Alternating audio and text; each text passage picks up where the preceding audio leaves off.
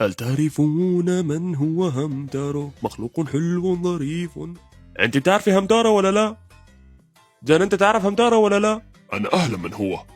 سمعت يا ناروتو إنك تلعب فورتنايت صح ولا لا؟ هل أنا غلطان ولا لا؟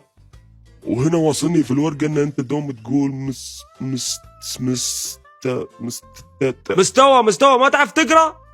عليك تحترم الشهاب الثالث اللي متواجد الآن هنا يا ناروتو. لا تعلي صوتك ولا ترفع صوتك تحت ولا فوق ولا يمين. أقول اسكت لا تكلمني كذا، أنا ما أعرفك ولا تعرفني، أنت مو أبوي مو أمي. اسكت يا ابن اسكت يا حيوان، لا تكلمني كذا يا حيوان. ما علينا من الكلام الفاضي هذا اللي تقولوه. أنا راح أعطيكم مهمة جديدة راح تتفوق على كل الهوكاجي كلهم. الحين شهاب ولا هوكاجي ولا ايش موضوعك انت؟ هاي أنا الشهاب الثالث. المهم مهمتكم ورا هذا الباب اللي ورا هذا في شخص اسمه شعشعونة.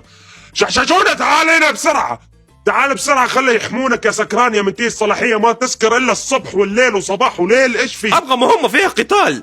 امسك لسانك احسن لك، ترى لا تخليني اعفص، قصدي اعصب، ترى اذا عصبت ترى بخليك. انا اسمي ناروتو اول شيء وعمري 50.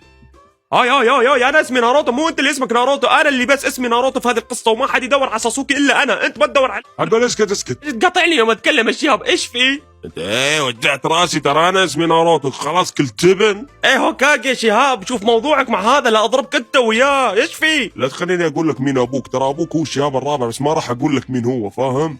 المهم في حد عنده سؤال يبغى يقول شيء؟ انا يا شهاب الثالث. هل تعلمون من هو همتارو؟ اطلع برا.